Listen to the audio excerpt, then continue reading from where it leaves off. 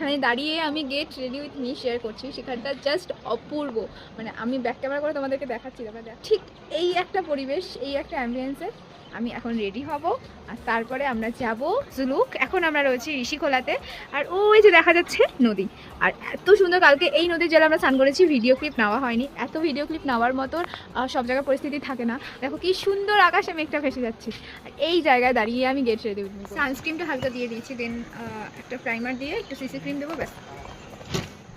এখানে না আসার পরে স্কিনটা না সত্যি ভালো হয়েছে। মানে আমি যদি এখানে থাকতাম, আমার যে ব্রণ সমস্যা রয়েছে সেটা লিটারেলি চলে যেত এরকম মনে হচ্ছে। আইব্রোটা করে নিই, কারণ আইব্রো ছাড়া নিজেকে আমার একটা সুন্দর সুন্দর লাগে দেখতে। আইব্রো ডান, এবার একটুখানি জাস্ট হোয়াইট কাজল দিলাম, আর দেন তারপরে মানে আমি এখন আর হাফ রেডি, মানে আমি জাস্ট ওপরেরটা পরে নিতে হচ্ছে, তাই জন্য ওপরেটা পরেছি।